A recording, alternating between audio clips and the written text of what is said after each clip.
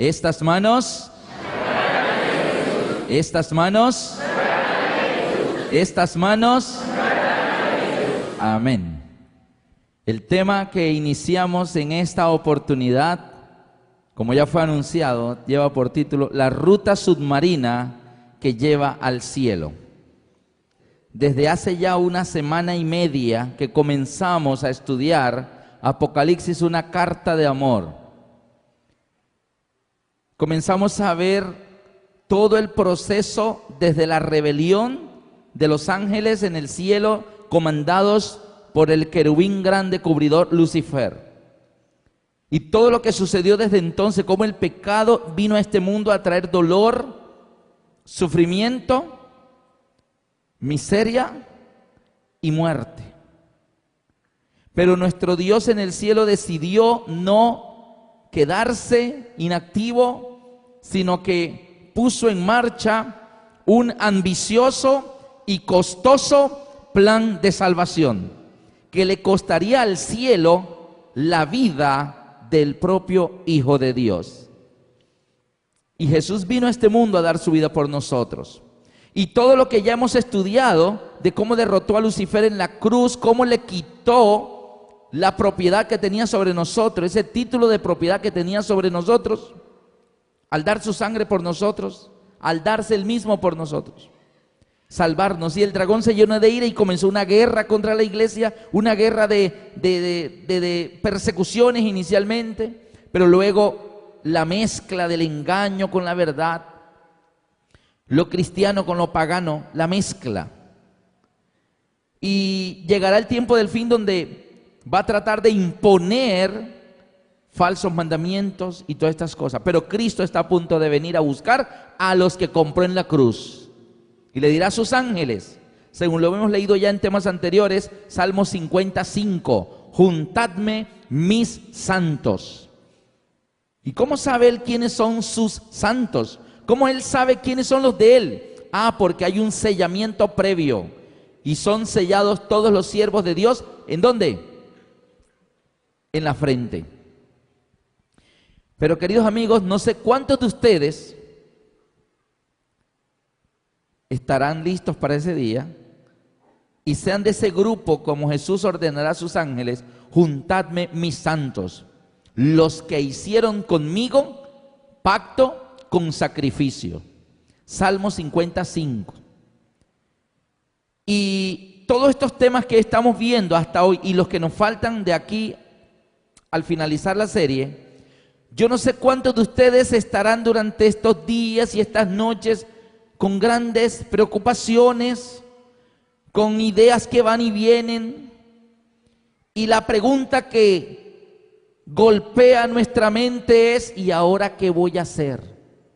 ¿Les ha pasado? ¿Les está pasando? ¿Qué voy a hacer? ¿Para qué vine a estas conferencias? No he debido venir, dirá alguien. ¿Para qué? Yo sí no quería venir. Mira, ahora vine y mire cómo estoy ahora. Ahora no sé qué hacer. Dios te está llamando. Dios te está llamando. Eso es lo que está pasando. Déjeme decirle que en la Biblia un grupo de personas también escuchó a través del apóstol Pedro el mensaje cristocéntrico del sacrificio del Hijo de Dios. En el libro de Hechos, capítulo 2, lleno del poder del Espíritu Santo, Pedro predicó de Jesucristo y de cómo nos salva a nosotros. Y allí en Hechos 2, al final del sermón de Pedro, en el versículo 36, Pedro le dice a las personas: sepa pues ciertísimamente toda la casa de Israel que a este Jesús, a quien vosotros crucificasteis, Dios le ha hecho Señor y Cristo. Él vino a dar su vida por nosotros y por nuestros pecados Él fue crucificado. Cuando estas personas escucharon todo el sermón de Hechos 2, después de Pedro ser lleno en el Pentecostés del Espíritu Santo, vino la pregunta de ellos en el versículo 37. Hechos 2:37. Al oír esto, se compungieron de corazón y dijeron a Pedro y a los otros apóstoles. ¿Cuál fue la pregunta que le hicieron? Varones hermanos. ¿Y ahora qué vamos a hacer? Esa fue la pregunta. Varones hermanos, ¿qué haremos? ¿Y ahora qué hacemos? Esa pregunta desesperada, ¿qué voy a hacer ahora? ¿Será que mi vida, después de haber escuchado el Evangelio de salvación, después de sentir el Espíritu Santo tocando y tocando y tocando, llamándonos, y escuchamos y sentimos que es Él el que nos llama, y no sabemos qué hacer? No somos los primeros en estar en esa situación. Estas personas de Hechos 2:37 hicieron la pregunta: varones hermanos, ¿qué haremos? Y dice la Biblia en el versículo 38, Pedro les dijo, ¿qué era lo que tenían que hacer? Y Pedro les contestó y les dio la respuesta que debían hacer.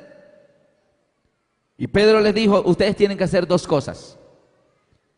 Arrepentíos, una, y bautícese cada uno de vosotros, dos. ¿Cuáles son las dos cosas que son la respuesta a la pregunta de ¿qué haremos? ¿Y ahora qué hago? ¿Qué voy a hacer? Dice que Pedro les dijo, arrepentíos y bautícese cada uno. Voy a colocar esas dos cositas aquí, las dos respuestas a la pregunta de ¿qué haremos? Y la respuesta es, uno, arrepentíos. Y dos, bautícese cada uno. No es por familia. Cuando el papá paga el recibo del gas, del agua, pagó para toda la familia. El papá pagó el recibo, pero eso cubre a todos, ¿cierto? Cuando el papá hace el mercado es para todos. Y hay cosas que suceden y cobijan a todos, pero el bautismo, no. Es que es individual. La decisión es cada uno. Cada persona debe decidir por sí mismo qué va a hacer con su vida. Arrepentíos y bautícese cada uno de vosotros en el nombre de Jesucristo, dice allí. Y Pedro explica qué recibimos al hacer eso. Y ahí lo dice, arrepentíos y bautícese cada uno de vosotros en el nombre de Jesucristo, para perdón de los pecados. ¿Nos interesa? ¿Hay alguien aquí que esté interesado en eso del perdón de sus pecados? ¿Hay alguien aquí? ¿Se acuerdan de aquel primer tema? Principados, potestades, gobernadores de las tinieblas de este siglo, huestes espirituales de maldad procedentes de las regiones celestes. ¿Y debajo quién? El hombre, oprimido, esclavizado. Pero Cristo viene y nos salva, nos rescata. Necesito el perdón de los pecados porque yo me rebeldicé contra Dios y comencé a vivir en pecado. Así que recibimos por el bautismo perdón de los pecados. ¿Y qué más recibimos? Ahí lo dice. Bautícese cada uno de vosotros en el nombre de Jesucristo para perdón de los pecados y recibiréis el don del Espíritu Santo. El don del Espíritu Santo. ¿Por qué necesitamos esas dos cosas? Nuestra vida antes de conocer a Jesús era pecado, pecado, pecado y pecado y pecado y pecado. Esa era nuestra vida. Hasta el día que Cristo, ¿qué pasó con Cristo? Llegó a nuestras vidas. Y Cristo toca mi corazón. Y Cristo me llama y dice, Alberto, ¿eres mío o no eres mío? Decídete. Y me dio miedo levantar la mano, que se van a burlar de mí. Al final sí. Y entonces cuando yo me bautizo, recibo el perdón de los pecados. ¿Qué quiere decir el perdón de los pecados? Que cuando yo me bautizo, mis pecados son ¿qué? Desaparecen. Cristo los lleva por mí en la cruz y borra mis pecados. El problema es, ¿y mañana? ¿Y pasado que me bauticé? ¿Y la semana entrante de bautizado qué va a venir? ¿Voy a seguir teniendo tentaciones? ¿El pecado va a seguir llamándome la atención? Algunos. Entonces, ¿qué necesitaré para el futuro? ¿Qué necesitaré para enfrentar esas tentaciones que van a venir? El don del Espíritu Santo. Es decir, arrepentíos y bautícese cada uno En el nombre de Jesucristo, para perdón de los pecados, me soluciona mi pasado. Y recibiréis el don del Espíritu Santo, me soluciona mi futuro. Porque ahora ya no voy a vivir yo solo, ahora vive Cristo en mí. Y cuando venga la tentación, cuando el pecado trate de otra vez entrar a mi vida, ¿quién está ya en mi corazón? El Espíritu Santo. Nos contaba una vez un pastor, gran amigo. Mira, cuando Cristo está en tu corazón, Satanás llega. A tu corazón. Quiere entrar otra vez. Y abre la puerta, Jesús, a la orden. Y Satanás dice, perdón, me equivoqué de casa. No entra cuando se encuentra con Jesús. No entra. Así que recibimos el perdón de los pecados, todo nuestro pasado pecaminoso es borrado. Pero como el Señor sabe que en el futuro Satanás va a seguir intentando recuperar mi vida para Él, para otra vez yo volver a ser pecador, Él sabe que solo no lo podré vencer. Porque Él es un querubín grande, Él es más grande que nosotros. Entonces Él dice, bueno, para que lo puedas vencer, ahí tienes el don del Espíritu Santo, recibe el Espíritu Santo y cuando Satanás venga, échale al Espíritu Santo. Y entonces quedamos armados, ¿para qué? Para el futuro. Eso es lo que la Biblia llama el bautismo. Ahora miren una cosa, en el orden, varones hermanos, ¿qué haremos? Primero, arrepiéntete. Arrepentíos. ¿Qué es eso de arrepentimiento? Arrepentimiento, ¿qué es arrepentimiento? En las conferencias donde yo acepté a Jesús, el pastor en una carpa donde asistíamos a las 6 de la tarde, un primer turno de más o menos 1500 personas. Y ese turno iba de 6 de la tarde a 7:30. Y salía el primer turno y entraba el segundo turno de personas, 1500 personas más, de 7:30 a 9 de la noche. Y el pastor José Osorio Braña nos daba las conferencias. Y una noche el pastor José Osorio, 1500 personas, hizo esta pregunta. Y nunca se me olvidó lo que sucedió allí. ¿Qué es arrepentimiento? ¿Qué es arrepentimiento? No, que sentir dolor por lo que hemos hecho. No, que no querer volver a hacerlo más. No, que sentir esto, que listo. Querer dejarlo. Todo eso estaba bien. ¿Qué es arrepentimiento? ¿Qué es arrepentimiento? Pero recuerdo en ese auditorio de 1500 personas de una carpa, alguien en la última banca levantó la mano y el pastor dijo, allá el señor de la última banca que tiene la mano levantada. Toda la multitud, volteamos a mirar al Señor. El Señor se colocó de pie. Estaba más o menos en una fila por la mitad y comenzó a salir. Permiso. Y salió al pasillo y se vino caminando. Y todos comenzamos a ver al Señor que caminaba hacia la plataforma. Y el pastor lo vio venir, hizo así el micrófono. Y lo comenzó a esperar que llegara porque viene hacia adelante. ¿Qué es arrepentimiento? Levantó la mano y el pastor le dijo, a ver, dígame. Y el hombre viene caminando por aquí. Y todos lo vamos siguiendo con la mirada. Y el pastor ya sabe que va llegando a las gradas y el pastor tomó el micrófono y hizo así. El hombre comenzó a subir las gradas. La tarima era más alta que esta, era más o menos algo como así. Así que subió unas 6 gradas o 7 y cuando le faltaba el último escalón, paró, dio media vuelta, bajó las gradas, se fue por el pasillo otra vez y todos siguiendo lo que se estaba devolviendo. Llegó a su fila, permiso, entró, llegó a su puesto y dijo desde allá, eso es arrepentimiento, y se sentó. Y el pastor con el micrófono. Todos nos quedamos asombrados y el pastor dijo, bueno, esta definición de arrepentimiento es bien clara. No solo lo dijo, sino que lo demostró. Y esto es un aspecto importante del arrepentimiento. El arrepentimiento no debe ser de palabras, sino de ¿qué? De hechos. Y él definió el arrepentimiento, no con palabras, lo definió con hechos. Iba hacia un lado y dijo, paró y se devolvió. Iba a subir y ya no subió. El arrepentimiento tiene que ver con una palabra que está en la Biblia que se llama conversión. Y el Señor dice, convertíos.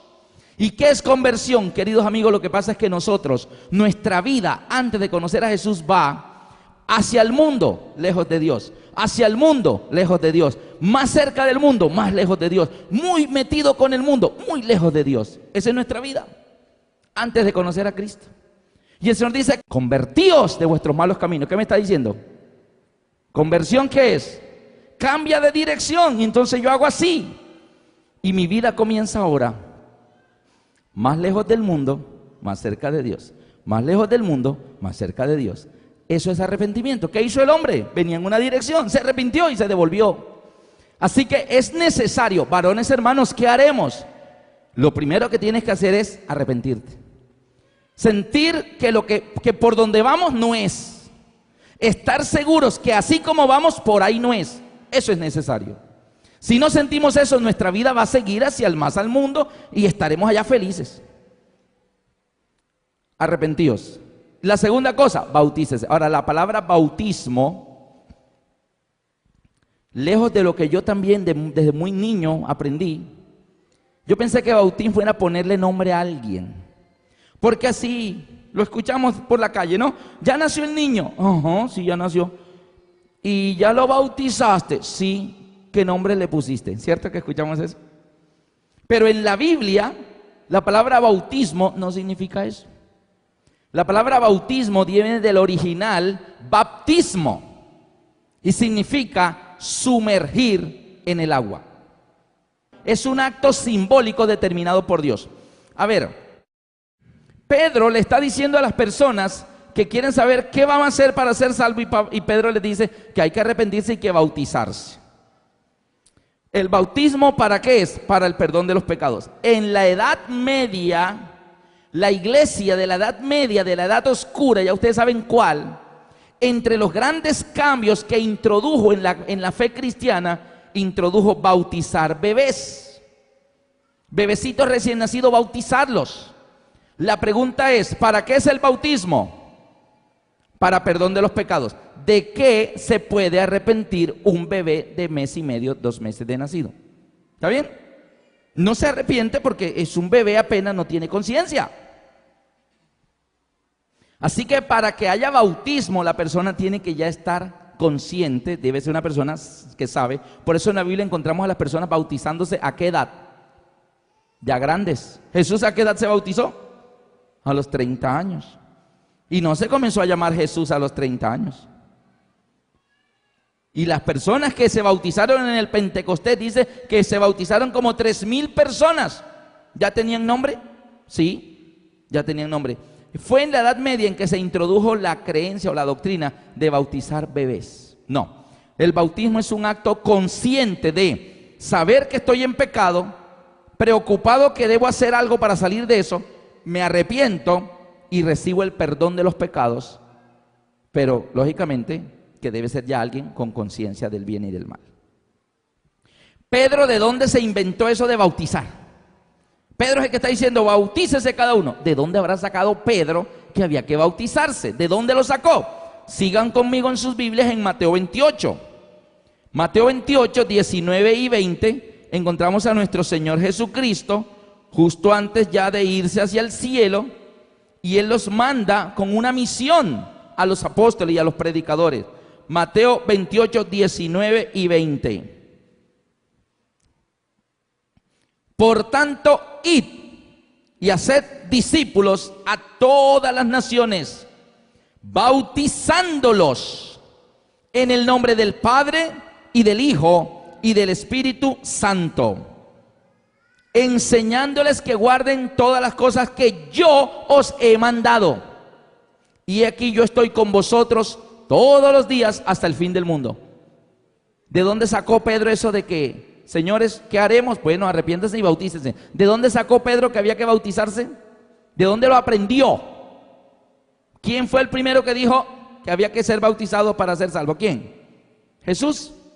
Jesús está diciendo, por tanto, id a todas las naciones, hagan discípulos, bautizándolos en el nombre del Padre, del Hijo y del Espíritu Santo, enseñándoles que guarden todas las cosas que yo os he mandado, porque Satanás va a colar por allí otras cosas que él mandaría, pero el Señor Jesús le dice a sus predicadores, enséñenle a todos a guardar todas las cosas que yo os he mandado, y él les garantiza su presencia, y aquí yo estoy con vosotros todos los días hasta el fin del mundo, amén. Así que vemos que Pedro no se lo inventó, es que Jesús le mandó. Así que cuando Pedro le contesta en Pentecostés a esas personas, lo que está es diciéndoles algo que Jesús le había enseñado a él. ¿Está claro? La pregunta ahora es, ¿Jesús fue el primero que enseñó de bautismo? ¿O antes de Jesús ya había alguien hablando de bautismo? ¿Quién? Juan el Bautista. Antes de ver que a Juan el Bautista, hay algo que Jesús dice acerca del bautismo Y es importante que veamos qué tan trascendental es la decisión del bautismo. Marcos 16:16. Jesús allí está predicando lo mismo que dijo en Mateo 28:19 y 20, pero ahora lo está diciendo aquí en Marcos 16:15 y 16. Y les dijo: id por todo el mundo y predicad el evangelio a toda criatura. Lo está diciendo Jesús. Y aquí registra Marcos: el que creyere, versículo 16, el que creyere y fuere bautizado será salvo, mas el que no creyere será condenado. Así que, ¿qué tan importante es la decisión de dar el paso del bautismo? Dice que es el resultado de creer. El que creyere y fuere bautizado es salvo. Pero si la persona no cree, no se va a dar como resultado que se bautice, entonces es condenado. Pero la clave es creer. El que creyere y fuere bautizado. A ver, alguien puede decir: yo creo, sí, yo creo, pero no me bautizo. Esto sería similar, Darío. Voy a tomar el ejemplo aquí de mi amigo Darío. Darío, ¿cuánto tienes tú de casado? 2 años y medio. Así que Darío, antes de esos 2 años y medio era soltero, pero ahora es casado. Imagínate que Darío le dice a Mariluz siendo novio: Mariluz, yo te amo. Mariluz, yo te quiero mucho, Mariluz. ¿Cierto que tú le decías así? Entonces: Mariluz, yo te amo, sin ti no puedo vivir, Mariluz, eres todo para mí. Pero no me voy a casar contigo. ¿Sí? ¿Te imaginas un novio diciéndole eso a la novia? ¿Cómo se sentiría usted, jovencita, si tu novio te dice: te amo, te quiero, eres todo para mí, pero yo no me voy a casar contigo? ¿Tú qué piensas ahí? El que ama tanto que se casó. Yo sé que yo amo, pero no me caso, está como raro. Así que hay muchas personas que dicen: yo te amo, Jesús, yo te quiero, yo acepto todo, pero yo no me bautizo. Jesús está diciendo en Marcos 16:16: el que creyere y fuere bautizado será salvo, y el que no creyere, condenado. Así que parece que es importante eso del bautismo. Ahora sí, vamos a ver a Juan. Juan está enseñando sobre el bautismo, y Juan bautizaba personas antes que Jesús comenzara a predicar. Así que antes que Jesús dijera: id y predicad el evangelio a toda nación, y bautizándolo, ya Juan el Bautista bautizaba. En el evangelio según San Juan, en el capítulo 1, encontramos a Juan el Bautista predicando y bautizando personas. Y miren lo que sucede con Juan cuando se encuentra con Jesús. Y ahora este versículo de Juan 1:29 en adelante nos va a mostrar la pregunta: ¿de dónde sacó Juan eso de bautizar? Entonces el bautismo no fue ni siquiera invento de Jesús, fue de Juan el Bautista. Vamos a ver si fue de Juan el Bautista. Juan 1:29: al siguiente día vio Juan a Jesús que venía a él y dijo: he aquí el Cordero de Dios que quita el pecado del mundo. Este es aquel, dice Juan el Bautista, de quien yo dije: después de mí viene un varón, el cual es antes de mí, porque era primero que yo, y yo no le conocía. Juan el Bautista no sabía quién era el Mesías. Entonces, ¿cómo pudo Juan el Bautista saber quién iba a ser el Mesías? Él ve la multitud y él no, dice: yo no conocía que él era el Mesías, y yo no le conocía, mas para que fuese manifestado a Israel, por esto vine yo bautizando con agua. También dio Juan testimonio diciendo: vi al Espíritu que descendía del cielo como paloma y permaneció sobre él. ¿Y qué tiene que ver eso de que Juan el Bautista vio al Espíritu Santo en forma de paloma y se posa sobre Jesús? ¿Qué era eso? ¿Qué significaba? Juan lo está explicando, versículo 33. Y yo no le conocía, pero el que me envió a bautizar, así que Juan no se inventó el bautismo tampoco. Alguien mandó a Juan el Bautista a hacer bautismos, porque él lo dice en el 33, y yo no le conocía, pero el que me envió a bautizar con agua, aquel me dijo: sobre quien veas descender el Espíritu y que permanece sobre él, este es el que bautiza con el Espíritu Santo. Y yo le vi y he dado testimonio de que este es el Hijo de Dios. ¿Quién sería el único, queridos amigos, que sabía que cuando Jesús viniera iba identificado como Mesías porque el Espíritu Santo iba a descender sobre él en forma de paloma. ¿Quién sería el único que sabía eso? ¿Quién? Dios. Solo Dios. Así que en últimas, queridos amigos, ¿de dónde viene la idea del bautismo? Pedro dice arrepentido y bautícese, pero Pedro lo aprende de Jesús.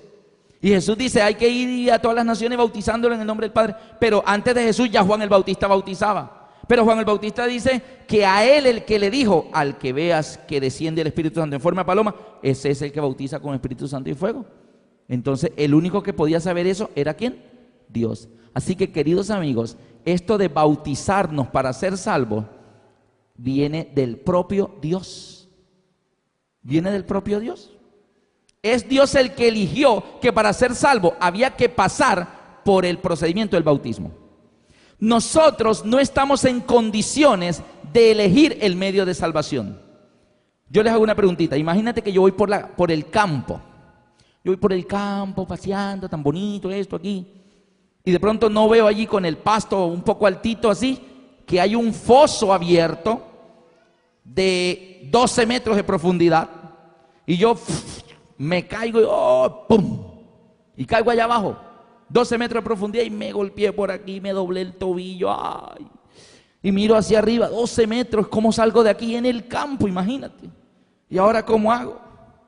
Y comienzo a gritar, ayúdenme, por favor, sáquenme de aquí. Nadie pasa por ahí. Media hora, ayúdenme, auxilio.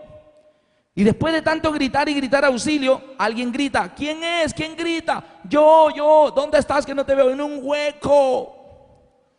¿Dónde? Es que me caí en el campo. Siga hablando para seguir la voz y encontrarlo. Así que yo sigo hablando y cuando veo que se asoma un campesino. Y el campesino me dice, ¿qué le pasó? ¿Cómo se cayó allá? No, es que el césped estaba alto y no vi, me caí. Por favor, sáqueme. Listo, ya lo voy a sacar. ¿Quién está abajo? Yo. ¿Quién está arriba? Él. Él dice, Señor, tengo aquí mi burrito. Voy a amarrar un lazo y le voy a lanzar el lazo. Agárrese bien que lo voy a sacar. Y este campesino amarra el lazo ahí al burrito y me lanza la otra. Y cuando cae el lazo yo le digo, no, yo quiero escalera. No lazo. Yo le hago una preguntita. ¿Quién está en condiciones de poner quién puede poner las condiciones? ¿El que está arriba o el que está abajo? El Señor dice, mira, solo tengo ese lazo. Así que es el lazo o nada, porque no puedo ir a traer una escalera. Se me hace tarde, así que o te agarras o te quedas ahí. En el plan de salvación, ¿quién está arriba, queridos amigos, y quién está abajo? Yo estoy abajo, tú estás abajo, Él está arriba. Es Dios el que decide cómo vamos a ser salvos. Y Dios dijo, ¿quieres ser salvo? Arrepiéntate y bautízate. Por eso Él lo dice, el que creyere y fuere bautizado será salvo. Ah, que no quiere bautismo sino escalera, pues te quedas ahí. Porque es eso o eso, no hay otra cosa. Algunos de nosotros queremos cambiarle a Dios el plan de salvación. Porque no estoy de acuerdo, la verdad es que, sí, muy bonito, pero la verdad es que yo pienso, yo opino. Mira, no opine, agárrate el lazo que te voy a subir. ¿Así o no es? Entonces, el bautismo es condición de Dios. Fue Dios el que le dijo a Juan el Bautista, vas a bautizar con agua. Y mira, el hijo mío va a venir, el Mesías. ¿Y cómo lo conoceré, Señor? Mira, no te preocupes, cuando tú ves la multitud, uno de los de la multitud es, pero ¿cómo lo identificaré? ¿Quién es el que nos va a salvar? Al que tú veas que desciende el Espíritu Santo en forma de paloma, ese es. Y Juan lo dice ahí, el que me envió a bautizar con agua me dijo. Así que, en últimas, el bautismo es una orden de Dios, queridos amigos. No es una orden de la iglesia adventista, no es del predicador, no es del pastor, ni de Pedro, ni siquiera de Juan el Bautista, ni siquiera de Jesucristo. El Padre determinó que sí fuera. Jesús fue bautizado, ¿sí o no? Y ese bautismo de Jesús fue bien raro. Es una de las pocas personas que queriendo bautizarse, el que lo iba a bautizar no quería bautizarlo. Miren eso. En el Evangelio según San Mateo capítulo 3, encontramos a Jesús que él mismo viene a bautizarse. Mateo 3, 13 al 17. Entonces Jesús vino a Galilea, a Juan, al Jordán, para ser bautizado por él. Mas Juan se le oponía. ¿Qué tal eso? Jesús quiere bautizarse y Juan, no, tú no te puedes bautizar. Mas Juan se le oponía diciendo, yo necesito ser bautizado por ti y tú vienes a mí. Pero Jesús le respondió, deja ahora, porque así conviene que cumplamos toda justicia. Insistió, deja Juan, es necesario. Y Jesús utilizó la palabra necesario, significa tengo que hacerlo. Y ahorita van a ver por qué dijo tengo que hacerlo. ¿Qué recibimos con el bautismo? ¿Qué recibimos? El perdón de los pecados. ¿Jesús, cierto que Jesús tenía pecados? ¿Jesús tenía pecados? ¿Jesús necesitaba el bautismo, sí o no? No, porque el bautismo para perdón de los pecados. Él no necesitaba eso porque él no tiene pecado. Fue probado en todo, pero sin pecado. La pregunta es, si Jesús, que no tenía pecados, insistió, deja Juan, es necesario que cumplamos toda justicia. Si Jesús, que no tiene pecado, insistió en ser bautizado y se bautizó, ¿tú te imaginas si nosotros necesitamos el bautismo? ¿Cuántos de ustedes creen que necesitaremos nosotros mucho más el bautismo? Amén. Nosotros lo necesitamos mucho más. Lo que sigue ahora es que antes de Juan el Bautista ya había bautismo en la Biblia. ¿Sí sabían eso? Antes de Juan el Bautista ya había bautismo en la Biblia. ¿Sí saben dónde? Abran conmigo sus Biblias en Primera de Corintios, capítulo 10. Primera de Corintios 10 del 1 al 4. Porque no quiero, hermanos, que ignoréis que nuestros padres todos estuvieron bajo la nube y todos pasaron el mar. ¿A qué episodio de la Biblia se está refiriendo Pablo? ¿Ah? El pueblo de Israel pasando ¿por dónde? El mar rojo. ¿Está bien? Todos estuvieron bajo la nube, todos pasaron el mar. Versículo 2. Y todos en Moisés fueron, ¿qué? ¿Qué palabra tienen en sus Biblias? Y todos en Moisés fueron bautizados en la nube y en el mar. Y todos comieron el mismo alimento espiritual y todos bebieron la misma bebida espiritual, porque bebían de la roca espiritual que los seguía, y la roca era Cristo. Queridos amigos, ¿en qué libro de la Biblia está el episodio al que se refiere Pablo de que todo el pueblo fue bautizado por Moisés en la nube y en el mar? ¿En qué libro de la Biblia está eso? En el libro de Éxodo, segundo libro de la Biblia, y ya aparece que hubo bautismos. Porque, queridos amigos, el bautismo hace parte del plan de salvación desde los inicios. Porque el plan de salvación solo es uno. Miren esto. Vamos a ver cómo fue eso. Vámonos al libro de Éxodo, a ver rápidamente cómo fue eso que hubo bautismo allá en el Mar Rojo, según lo dice Pablo en 1 Corintios 10. Entonces leemos aquí en Éxodo capítulo 3. Cuando el pueblo de Israel, aquí en esta parte de la Biblia, vamos a explicar 4 palabritas que no han podido ser organizadas por muchas personas que estudian la Biblia. Y esas 4 palabritas que hacen parte del plan de salvación: fe, obras, gracia, ley. Esas 4 palabras, todas intervienen en el plan de salvación, pero lo que muchas personas opinan: hoy somos salvos por la fe, no por obras. Pues estamos bajo la gracia, no por la ley. Así que la explicación es: 2 quedan anulados y 2 quedan vigentes.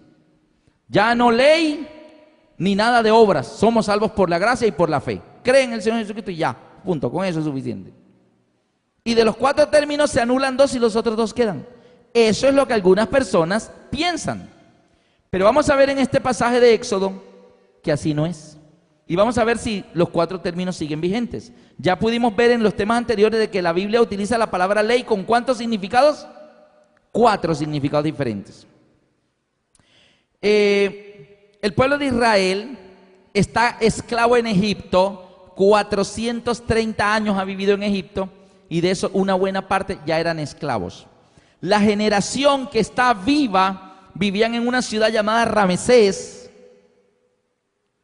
y los israelitas eran esclavos. Esclavo significa propiedad de alguien. Ese alguien podía mandar, venderlo, canjearlo por una vaca, por un ternero. Era un electrodoméstico el esclavo, era una propiedad de esa persona. En la antigüedad, los esclavos solo podían quedar libres si se cumplía una de 2 condiciones. La primera, si el amo o dueño de los esclavos le daba carta de libertad. Si le daba un documento donde decía: yo, fulano de tal, dueño legítimo de fulano de tal, yo determino que él sea un hombre libre de ahora en adelante, firmaba y sellaba y le daba el documento, y con esa carta de libertad él ya no era más esclavo y era un hombre libre. Así que con carta de libertad. Y la segunda manera como podía ser libre un esclavo era que el amo se muriera. Pero entonces, si el amo moría, los esclavos eran libres. El pueblo de Israel vive en Egipto en calidad de ¿qué? De esclavos. Era una vida triste o feliz. Ahora bien, cuando Dios decide salvar al pueblo de Israel de la esclavitud del faraón, que es el amo, el dueño de los esclavos, yo creo que ustedes miren por qué Dios o qué vio Dios en ellos que dijo: los voy a salvar. Hombre, esta gente se está como portando bien, están guardando el sábado, están haciendo el culto diario, eso, el folleto de la lección se la estudian todos los días, están haciendo el año bíblico. No, están súper consagradísimos. Los voy a salvar. ¿Qué vio Dios en su pueblo que decidió salvarlo? Miren en Éxodo 3, versículo 7 y 8. Éxodo 3, 7 y 8 dice: dijo luego Jehová: bien he visto la aflicción de mi pueblo que está en Egipto. ¿Qué vio Dios en ellos? ¿Vio que se estaban portando bien, que estaban consagrados? ¿Eso es lo que Dios vio? No. Bien he visto la aflicción de mi pueblo que está en Egipto. He oído su clamor. Así que Dios está viendo aflicción y clamor. He conocido sus angustias y he descendido para librarlos, para llevarlos a una tierra ancha y buena donde fluye leche y miel. Dios quiere llevarlos a la tierra de Canaán, la tierra prometida. ¿Qué ve Dios en ellos? No vio guardar la ley, no vio guardar los mandamientos, no vio ni siquiera que lo estaban adorando a Él. Dios se conmovió porque vio en ellos ¿qué? Aflicción, angustia, dolor, ¿cierto? Eso es lo que Dios vio. Y Dios de todas maneras decide salvarlo. ¿Se merecían la salvación? ¿Se la merecían? ¿Estaban portándose bien los israelitas? No se estaban portando bien. Entonces, cuando recibimos algo, no porque nos estemos portando bien, sino por amor desinteresado, ¿cómo se llama eso? Somos salvos ¿por qué? ¿Cuál sería el primer término aquí? Gracia. Así que la gracia es el término número 1 del plan de salvación, la gracia. Y aquí son salvos ellos por gracia, no por obras. No estaban haciendo nada como para merecerse la salvación. Dios solo dijo: bien he visto la aflicción de mi pueblo que está en Egipto, he conocido sus angustias, pobrecitos cómo sufren, voy a librarlos. Así que son salvos por gracia. Ahora bien, Dios decide descender en persona a rescatar a su pueblo y le manda una razón: viejo amo Faraón, deja ir a mi pueblo, son mis hijos, suéltalos. Faraón dijo: no se van. Ahora Dios emplea la fuerza. Y Dios mandó castigos terribles a Egipto. Les volvió el Nilo sangre. Y Faraón dijo: no se van. Les sacó ranas por todos lados. Y Faraón dijo: no se van. La tierra se las volvió piojos. Y Faraón dijo: no se van. Les mandó langostas, granizo, tinieblas, llagas y úlceras. Y Faraón dijo: no se van. Y todo lo que les mandó, las plagas que les mandó, todo el tiempo Faraón dijo: no se van. Y Egipto quedó destruido, las cosechas destruidas. Y Faraón decía: pero no se van. ¿Qué fue lo que logró la liberación? El último castigo. Algunas veces pensamos que lo que logró la liberación fue la muerte de los primogénitos. No, no fue la muerte de los primogénitos. Si ustedes miran en Éxodo 11,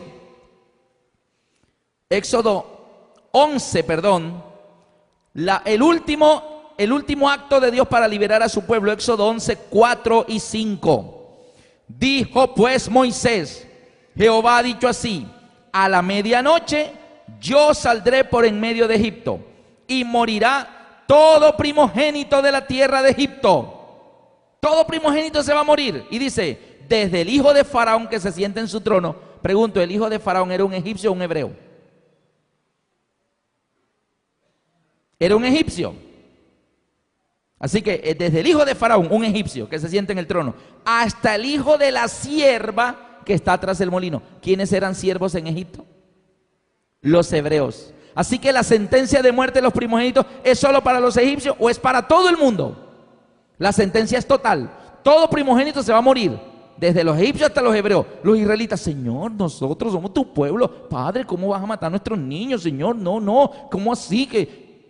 Entonces en el capítulo 12 Dios le dice: ok, Moisés, dígale al pueblo que hay una manera que sus primogénitos no se mueran. ¿Cuál? Y en Éxodo 12, versículo 3, habla toda la congregación de Israel diciendo: en el día 10 de este mes tómese cada uno un cordero según la familia. Versículo 5, el animal será sin defecto, macho de 1 año, lo tomaréis de las ovejas, de las cabras. Versículo 6, y lo guardaréis hasta el día 14 de este mes, y lo inmolará toda la congregación del pueblo de Israel entre las 2 tardes. Y tomaréis la sangre y la pondréis en los 2 postes y en el dintel de las casas donde lo han de comer. Versículo 12. Pues yo pasaré aquella noche por la tierra de Egipto y heriré a todo primogénito de la tierra de Egipto, así de los hombres como de las bestias, y ejecutaré mis juicios en todos los dioses de Egipto, yo Jehová.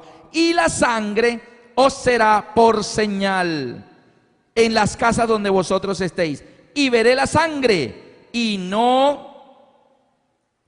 veré la sangre y pasaré de vosotros, y no habrá plaga de mortandad entre vosotros cuando yo hiera la tierra de Egipto. Así que todos los primogénitos van a morir, pero Dios le dice al pueblo: maten un cordero, se tienen que comer el cordero asado en la casa donde van a estar reunidos, no salga nadie de la casa, toman la sangre. Yo voy a ir por la noche por toda la tierra de Egipto. Donde vea la sangre, no entro. Pero donde no vea la sangre, entro. Él no va a llegar. Buenas noches. Perdón, ¿aquí son egipcios o hebreos? No, somos egipcios. Ah, ¿con qué egipcios? Tome. Y lo mataba. No.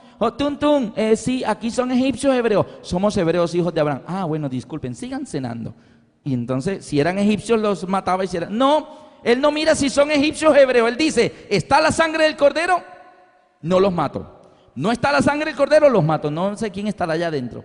La sangre era la garantía. Y dice la Biblia en el capítulo 12, versículo 29 y 30. El 30. Y se levantó aquella noche Faraón y todos los siervos de Faraón y los egipcios, y hubo gran clamor en todo Egipto, porque no hubo casa donde no hubiese un muerto. Pregunta si ya entendimos. En las casas donde no había la sangre en el dintel y en los postes, donde no había la sangre, ¿hubo muerto en esa casa? ¿Sí o no? Sí. En cambio, en la casa donde estaba la sangre en los postes y en el dintel, ¿hubo muerto? También. ¿De quién era la sangre? ¿Quién se murió en esa casa donde estaba la sangre en la puerta? ¿Quién se murió allá adentro? El cordero. Ay, qué pequeño detalle.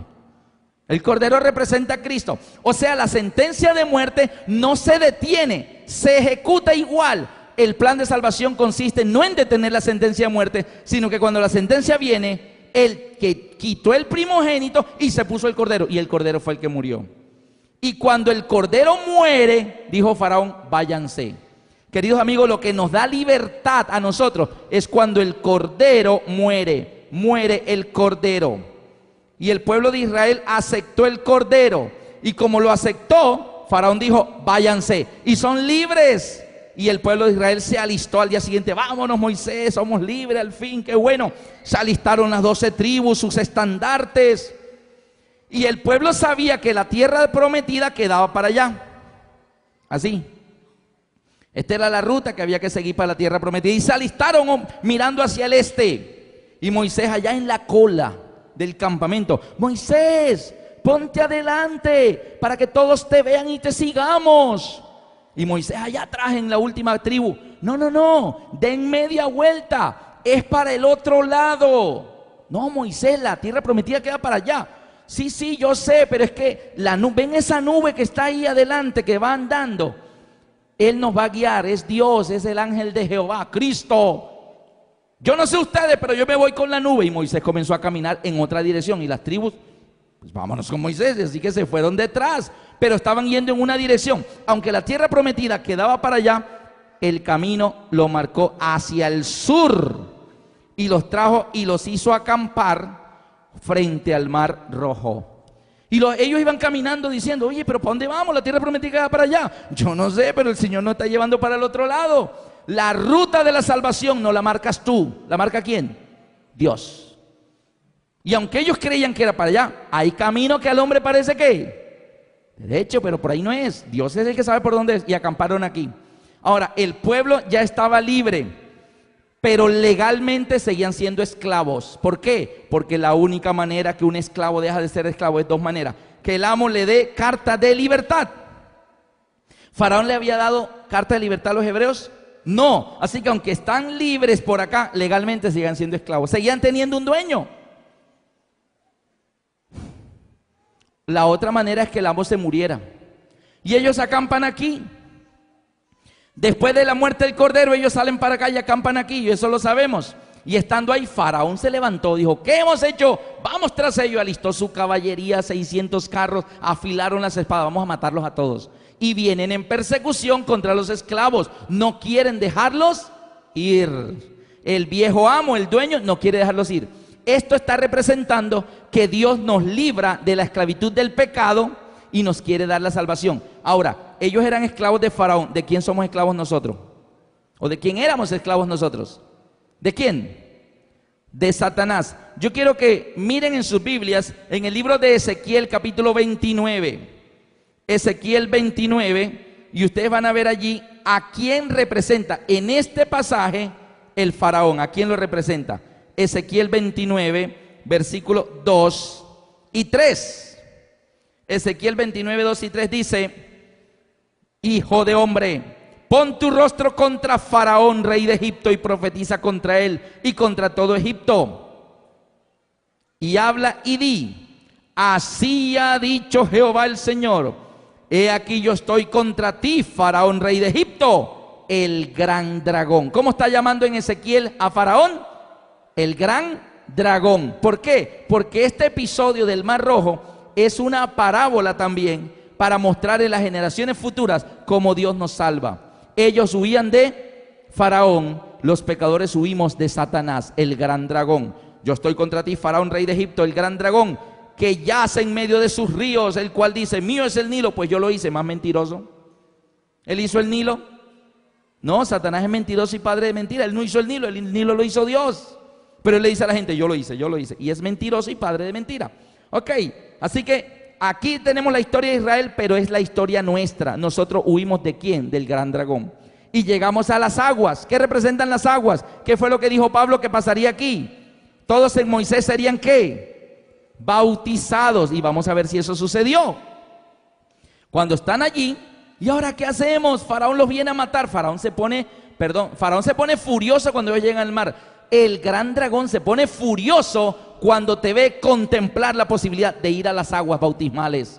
Y cuando Satanás sabe que tú vas a bajar a las aguas bautismales, busca la manera de impedirlo. ¿Y qué está haciendo Faraón aquí?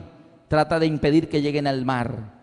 Y estando en esas, Dios hace el milagro y dice: Moisés, extiende tu vara sobre el mar y divídelo. Y el mar se abre en dos. Y entra el pueblo de Israel y llegan al otro lado. Entraron los esclavos por las aguas. ¿Qué había dicho Pablo? Todos en Moisés fueron bautizados en la nube y en el mar. Pero ¿quién entró también a las aguas? ¿Quién entró también? Faraón. Así que Faraón entra más atrás, pero solo llega hasta la mitad.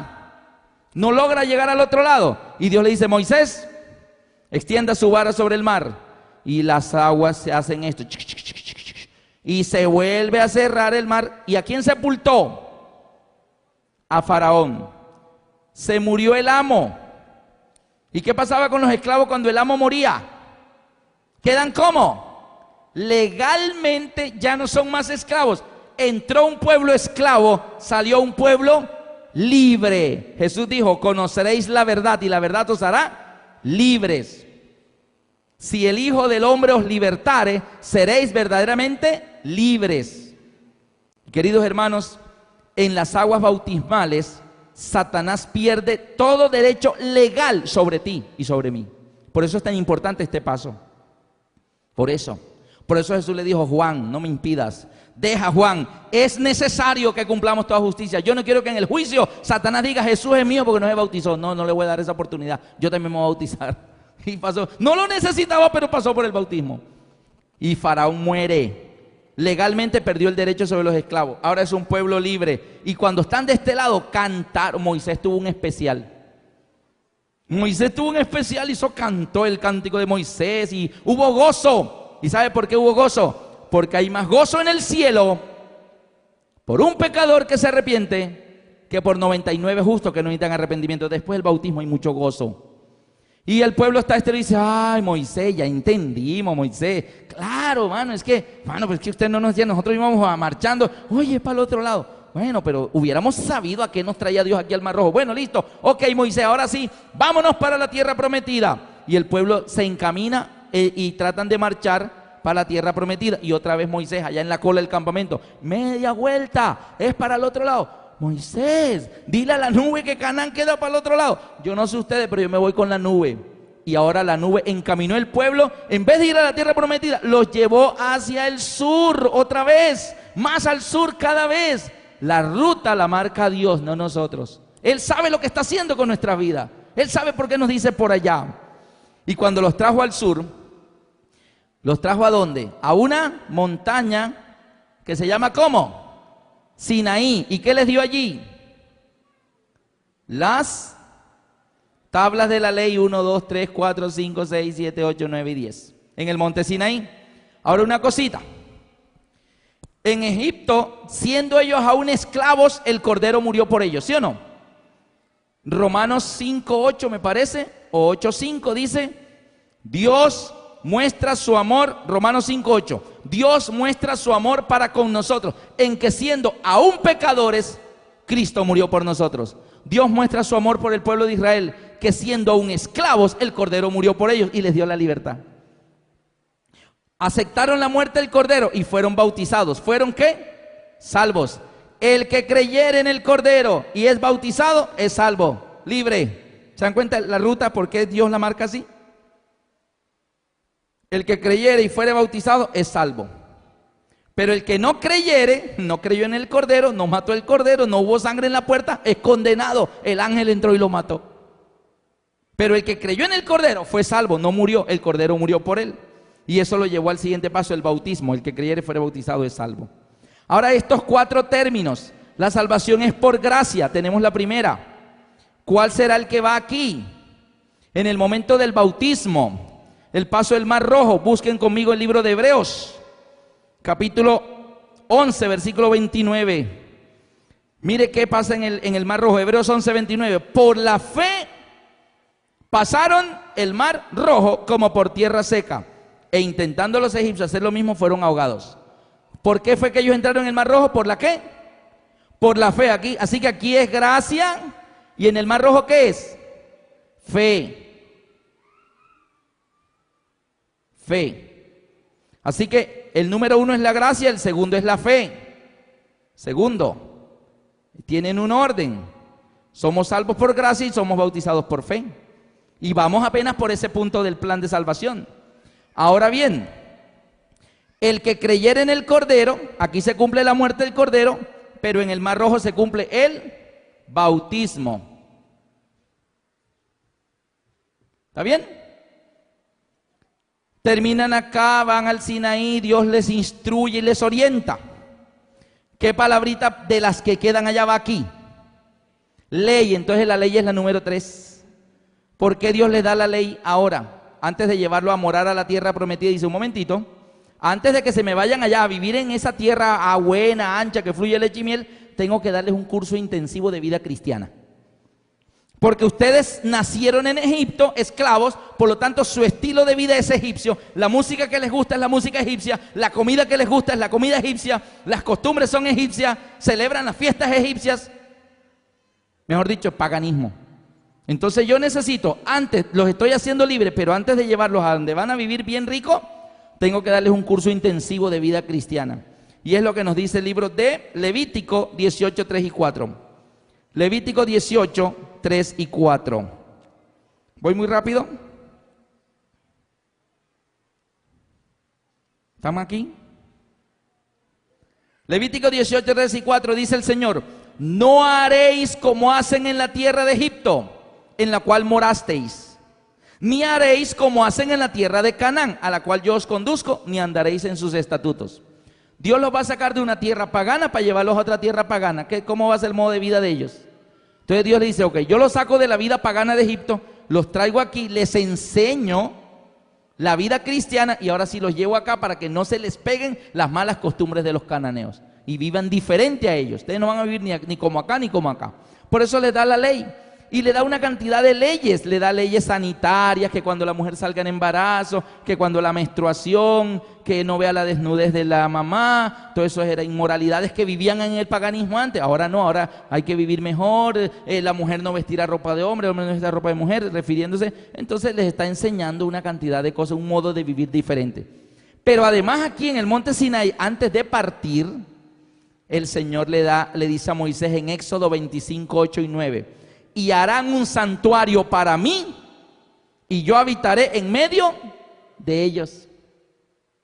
Y Dios le pide a Moisés que le hagan un santuario, que es una casita, una carpita, donde le hacen a Dios allí el altar de sacrificio, la fuente de agua y el tabernáculo. Y la nube comienza a posarse sobre el tabernáculo, la presencia de Dios. Ahora bien, ¿por qué Dios le dice eso? Bueno, porque cada vez que el pueblo de Israel venía por el desierto y acampaban, todos tenían su carpita. Todos armaban, las 12 tribus armaban sus carpitas y todos tenían su casita. Y en la noche, hasta mañana Aarón, hasta mañana María, hasta mañana Moisés, hasta mañana Caleb, chao Josué, que duermas. Y todos en su casita. ¿Quién era el único que no tenía casita? Dios allí toda la noche, la columna de fuego, mirando a su pueblo, durmiendo tranquilo, pero él no tenía casa. Entonces le dice, ¿sabe qué? Me voy a mudar con ustedes, Moisés, hágame una casita, harán un santuario para mí y yo habitaré en medio de ellos. Entonces le hacen la casita. Y de ahí en adelante, cada vez que el pueblo acampaba y armaban las carpitas de ellos, le armaban la carpa de Dios y la nube se ponía allí y Dios también tenía su casita. Se mudó con ellos. Ahora bien, de aquí en adelante, cada vez que el pueblo, ahora sí, vámonos para la tierra prometida, y ahora el pueblo viene y ahora sí entra a la tierra prometida. ¿Qué espera Dios de estos 4 términos? ¿Cuál espera Dios que el pueblo de Israel comience a vivir de aquí para acá? ¿Cuál? ¿Cuál falta? ¿Qué espera Dios después que el pueblo aprendió la ley, el modo de vivir, las enseñanzas, las ordenanzas? ¿Qué espera Dios que ellos hagan con eso? Que las pongan por obras. Así que de aquí en adelante vienen ahora sí las obras. Así que somos salvos por gracia, somos bautizados por la fe, recibimos la ley y ahora Dios espera obras. No somos salvos porque guardemos los mandamientos, fuimos salvos por gracia porque el Cordero murió por nosotros. Es falso que los adventistas creemos que por guardar el sábado nos vamos a salvar. Eso es falso. Nosotros creemos en esto. Y ahora tenemos los 4 términos. El número 4 es obras. Ningún término se anula, ocupan un lugar en orden en el plan de salvación. ¿Eso está claro? Bueno, mis amigos, tengo poco tiempo para terminar. En este proceso que ustedes ven aquí de este mapa, en la ruta que lleva al cielo, pasa por el agua definitivamente. Es un ejemplo. ¿Por qué? ¿Recuerdan lo que Jesús ordenó antes de irse al cielo en Mateo 28, 19 y 20? ¿Se lo saben de memoria? Mateo 28, 19 y 20. Por tanto, id y haced discípulos a todas las naciones, bautizándolos en el nombre del Padre, del Hijo, del Espíritu Santo. Amén.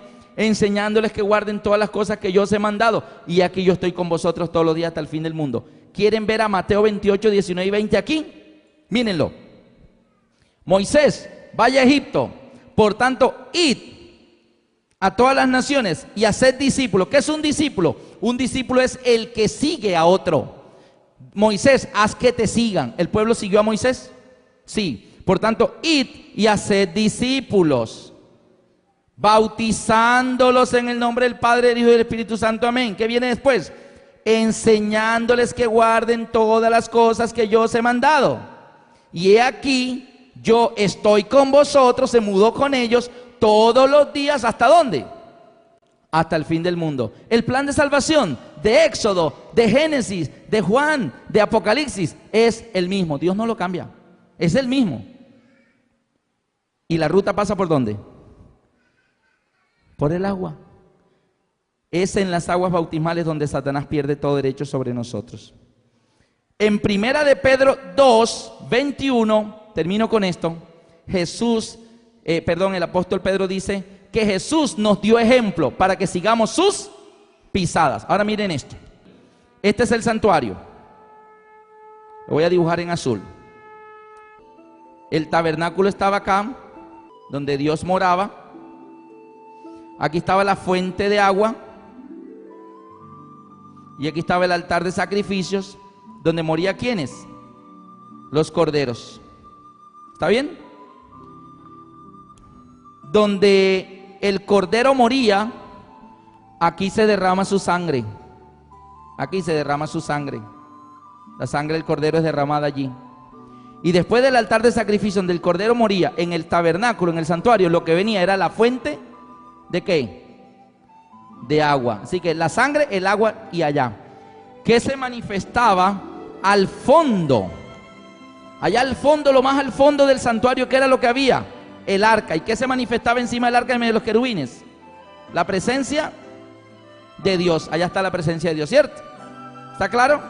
Ahora bien, ese es el santuario. Yo estoy aquí, soy un pecador, estoy en el mundo, lejos de Dios estoy. Si yo quiero volver a Dios y quiero entregarle mi vida a Dios y Dios está allá, el camino es hacia allá. Lo primero que tú encuentras en tu camino, si quieres volver a Dios para ser salvo, es el altar de sacrificios. Porque lo primero que todo cristiano debe aceptar es que la muerte de ¿quién?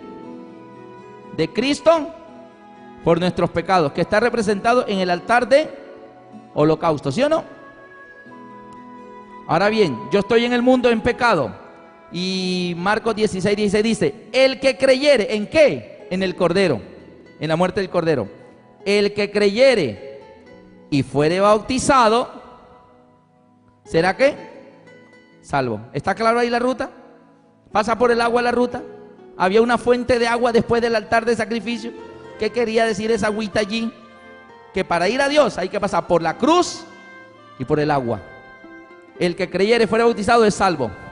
El que creyere, el cordero muere y el agüita es bautizado, es salvo y va a la tierra prometida. Amén. Pero la pregunta es, si primera de Pedro 2:21 dice que Jesús nos dejó ejemplo para que sigamos sus pisadas, ¿por qué Jesús cumplió ese proceso al revés? Yo primero acepto la cruz de Cristo y su sangre derramada, primero acepto eso, luego me bautizo y luego soy salvo, ¿cierto? Pero ¿qué hizo Jesús primero? Jesús vino a la tierra, se bautizó y 3 años y medio después fue a la cruz y murió. Dice la Biblia que Él nos dejó ejemplo para que sigamos sus pisadas. Entonces, ¿por qué lo hizo al revés? Alguien me dijo una vez, no, Alberto, es que como Él iba a morir en la cruz, Él no iba a tener tiempo después para bautizarse, entonces se adelantó. No, pero es que Él resucitó al tercer día. ¿Y cuántos días duró aquí en la tierra? 40 días. Jesús pudo, ya resucitado, ir al Jordán, se bautizó, va al Monte de los Olivos y se va. Y quedaría que Jesús va a la cruz, muere por nosotros, se bautiza y se devuelve para donde el Padre. Y nos marcó el camino para que sigamos sus pisadas. Pero aunque la Biblia dice que Él nos dejó ejemplo para que sigamos sus pisadas, Él lo hizo al revés. ¿Por qué lo hizo al revés Jesús? Por lo siguiente. Yo estoy en el mundo lejos de Dios. Y mi camino para yo volver a Dios es la cruz, el que creyere, el bautismo, fuere bautizado, será salvo. Pero ¿de dónde venía Jesús? ¿Dónde estaba Jesús antes, queridos amigos? ¿Dónde? Jesús estaba en el cielo junto al Padre. Y Él dejó ese lugar junto a su Padre para venir a este mundo, para buscarte a ti. Amén. Ahora, viniendo del cielo para acá, ¿qué encuentra primero Jesús? ¿Qué encuentra primero? Entonces se bautizó. Y después que se bautizó, vino a la cruz para dar su vida por ti. Y ahí te está esperando para que tú lo busques a Él, para llevarte de regreso. Queridos amigos, sea de venida o sea de ida, la ruta pasa ¿por dónde? Por el agua. Hay mucho más que decir, pero el tiempo está terminado. Solo quiero hacer una pregunta. ¿Cuántos de ustedes le dirían en esta noche: Señor Jesús, si ese bautisterio ahora mismo tuviera agua, Señor, si ahora mismo estuviera lleno, Padre, yo me bautizaría ya? No te vas a bautizar hoy. No, hoy no hay bautismo definitivamente. Pero la pregunta es de decisión. De decisión. ¿Cuántos le dirían: Señor, si ese bautisterio tuviera agua ahora mismo, yo me bautizara ya? Esto no hay que pensarlo más. Colóquense de pie los que creen eso. Bendito y amado Padre, gracias porque tú nos dejaste ejemplo. Aún nos dejaste el ejemplo de la necesidad de ser bautizados. Y en esta noche, oh Señor, este grupo lindo de hijos tuyos, viendo esa necesidad tan grande de llegar al cielo, han entendido que esa ruta debe pasar por el bautismo. Y ellos hoy, Padre, han decidido prepararse para un bautismo no muy lejano. Gracias porque muchos de ellos ya han decidido hacerlo pronto. Algunos el sábado, aquí en la iglesia, otros el domingo en el río, pero ya han tomado esa decisión y nada les va a cambiar. Pero Señor, otros están todavía indecisos. Oro por ellos, Señor, para que no les des paz en su corazón hasta tanto ellos hayan pasado por el bautismo para poder llegar también al cielo. Gracias por atender nuestras súplicas, Señor. Quédate con nosotros estos minuticos que vamos a estar aquí en esta charla. Y a los que ya salen, Señor, permite que puedan salir también con tu bendición.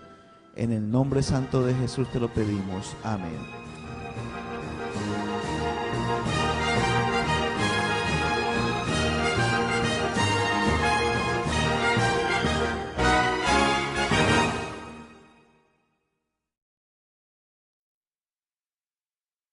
Ciertísimamente toda la casa de Israel que a este Jesús, a quien vosotros crucificasteis, Dios le ha hecho Señor y Cristo. Él vino a dar su vida por nosotros y por nuestros pecados Él fue crucificado. Cuando estas personas escucharon todo el sermón de Hechos 2, después de Pedro ser lleno en el Pentecostés del Espíritu Santo, vino la pregunta de ellos en el versículo 37. Hechos 2:37. Al oír esto, se compungieron de corazón y dijeron a Pedro y a los otros apóstoles. ¿Cuál fue la pregunta que le hicieron? Varones hermanos. ¿Y ahora qué vamos a hacer? Esa fue la pregunta. Varones hermanos, ¿qué haremos? ¿Y ahora qué hacemos? Esa pregunta desesperada, ¿qué voy a hacer ahora? ¿Será que mi vida, después de haber escuchado el Evangelio de salvación, después de sentir el Espíritu Santo tocando y tocando y tocando, llamándonos, y escuchamos y sentimos que es Él el que nos llama, y no sabemos qué hacer? No somos los primeros en estar en esa situación.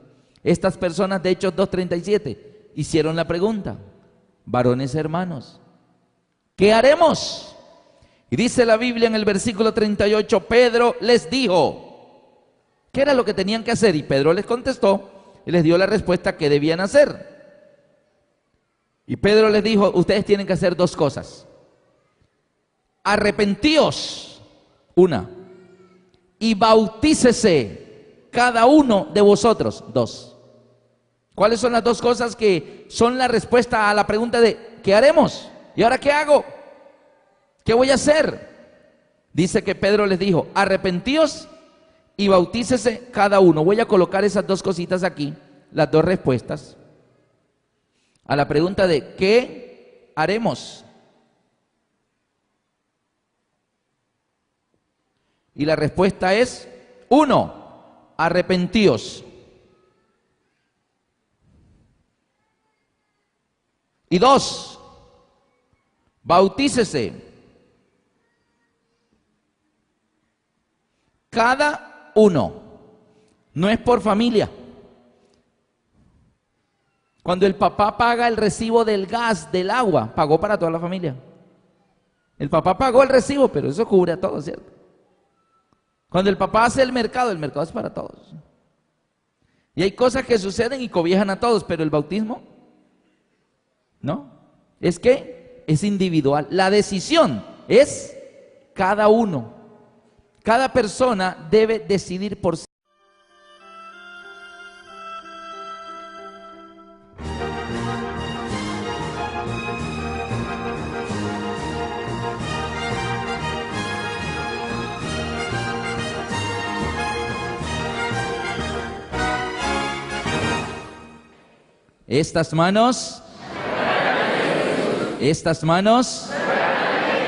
Estas manos, amén. El tema que iniciamos en esta oportunidad, como ya fue anunciado, lleva por título La ruta submarina que lleva al cielo.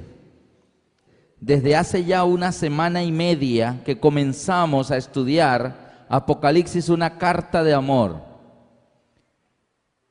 Comenzamos a ver todo el proceso desde la rebelión de los ángeles en el cielo, comandados por el querubín grande cubridor Lucifer. Y todo lo que sucedió desde entonces, cómo el pecado vino a este mundo a traer dolor, sufrimiento, miseria y muerte. Pero nuestro Dios en el cielo decidió no quedarse inactivo, sino que puso en marcha un ambicioso y costoso plan de salvación que le costaría al cielo la vida del propio Hijo de Dios. Y Jesús vino a este mundo a dar su vida por nosotros. Y todo lo que ya hemos estudiado de cómo derrotó a Lucifer en la cruz, cómo le quitó la propiedad que tenía sobre nosotros, ese título de propiedad que tenía sobre nosotros, al dar su sangre por nosotros, al darse el mismo por nosotros, salvarnos. Y el dragón se llenó de ira y comenzó una guerra contra la iglesia, una guerra de persecuciones inicialmente, pero luego la mezcla del engaño con la verdad, lo cristiano con lo pagano, la mezcla. Y llegará el tiempo del fin donde va a tratar de imponer falsos mandamientos y todas estas cosas. Pero Cristo está a punto de venir a buscar a los que compró en la cruz.